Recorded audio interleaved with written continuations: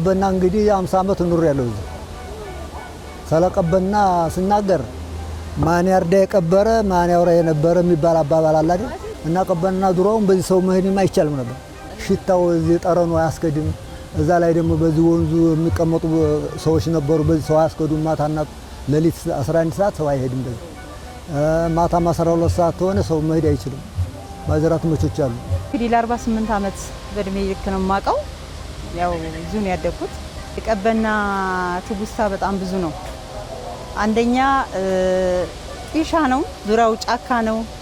ከመሸ ሰው የማይሄድበት ደራሽ ውሃ ሲመጣ ያው የተፈጥሮ አደጋም ቢሆን እዚህ አካባቢ ነዋሪ በውሃ የሚወሰዱ ብዙ ችግሮች የነበሩበት ወንዝ ነበረ እና ምንም በድንገት እንኳን ሰው በውሃ ቢወሰድ ሰው የማያተርፍበት ምንም ምቹ ነገር የሌለበት የሰው ህይወት ሁሉ የሚጠፋበት ቦታ ነበረ ማለት ነው። እዚህ ህብረ ፍሬ ነው የተማርነው እኛ ኤሌመንተሪ እስከ 8ኛ ክፍል እዚህ ነው የተማርኩት እና እንዋኝበት ነበረ። ስንቦርቅበት ስንጫወትበት ያደግንበት ወንዝ ነው ቀበና። ኢቭን ዋና እንኳን እየዋኘ ሳትችል ቀርተ ስትደፋፈቅ ትጠጣዋለ። ምንም ነገር አልነበረውም ልልህ ፈልጌ ነው። እና ያ ዘመን ደግሞ አልፎ ቆሻሻ የሚጣልበት ሽንት ቤት የሚለቀቅበት ብዙ ታሪክ አለኝ እኔ ለራሴ ማለት ሳልፍም ሲሄድም እና አንዳንድ ጊዜ ሳየው በቃ እንደዛ ቆሹ ውሃው ደርቆ ምናምን ያሳዝናል። ትዝታ አለና ያደክበት ነገር ስለሆነ ማለት ነው።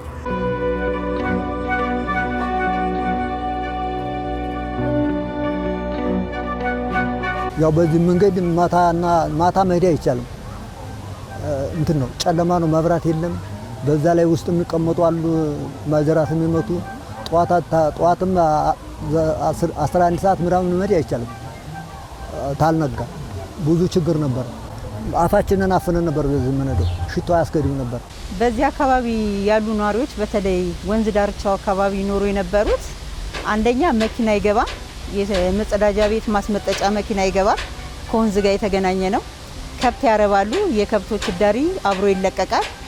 ጎርፍ ከንጦጦ ጀምሮ የሚያመጣቸው ቆሻሻዎች ሃይላንድ፣ በቃ ይሄ ከቤት የሚወጡ ቆሻሻዎች ሁሉ ጠቅላላ በተለይ ጎርፍ በሆነ ሰዓት በጋ ላይ ራሱ ውሃው ጠቁሮ ነው የምናየው፣ እንደ ሽንት ቤት ማለት ነው። ሽታዎች ነበሩ እና በጣም አጸያፊ ቦታ ነበር ማለት ነው። ልጆች ይዋኛሉ። በሚዋኙበት ሰዓት ብዙ ችግሮች ይፈጠራሉ። በውሃ የሚወሰዱበት ሁኔታ አለ። ሰው አይደርስላቸውም በሰዓቱ። የእነሱን ህይወት ማዳን አይቻልም። ምቹ ነገር የለውም እና ብዙ ወጣቶች፣ ህጻናት እዚህ አካባቢ ህይወታቸው አልፏል ማለት ነው። ይሄን አስታውሳለሁ።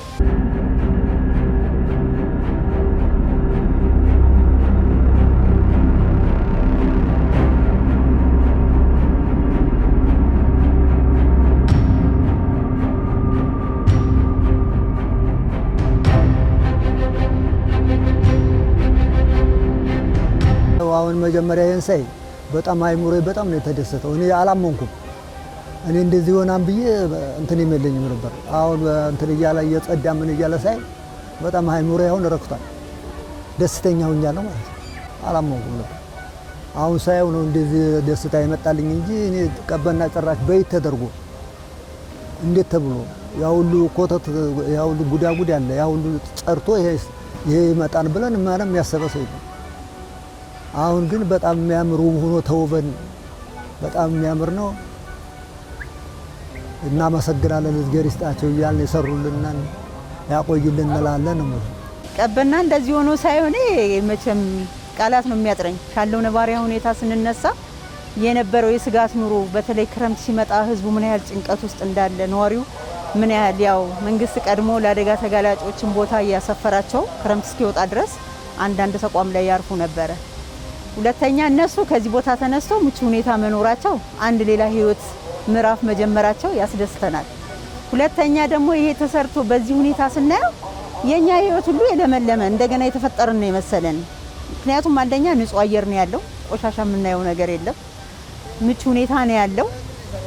ዋነኛው ግን አንገብጋቢ ነገር ሀገራችን በዚህ ደረጃ ለምታ የውጭው ዓለም አይቶ ሲመሰክርላት እጅግ ከፍተኛ ደስታ ነው የሚሰማና በጣም ከቃላት በላይ ነው እና በጣም ደስ የሚል ነው። በተለይ በዚህ ዘመን ለህፃናት ታዳጊዎች የሚሰሩ የመጫወቻ ቦታዎች፣ መዝናኛ ቦታዎች አረጋውያኖች ማታ ቁጭ ብሎ የሚያዩት እንግዲህ ከዛ ከ18 ከሚባለው ጀምሮ እስከዚህ ያለው አካባቢ የነበረበትን ሁኔታ እናውቃለን እና በዚህ ደረጃ ሆኖ ህዝቡ ወጥቶ የሚዝናናበት ሰልፍ የሚነሳበት ልጆች የሚቦርቁበት ማታ ላይ በተለይ ከ11 ሰዓት ጀምሮ እስከ ምሽቱ 2 ሰዓት ድረስ ደጅ ውጭ ነው ህዝቡ ውጭ ነው ያለውና በጣም ደስ ይላል። በጣም ደስ የሚል ነው እና መንግስትን እጅግ አድርገን እናመሰግናለን። ሳየው በጣም ነው ደስ ያለኝ። ከተሰራ ይቀየራል፣ ከተሰራ ለውጥ አለ። ከፍጥነቱ ጋር ስራው ስታየው ለአይን በጣም ደስ ይላል እና ተመችቶኛል። በጣም ነው የሚያምረው። እመጣለሁ እያየሁኝ ነበረ ቁጭ እላለሁ 11 ሰዓት 10 ሰዓት ምናምን እመጣና ያለው እና ደስ ይላል።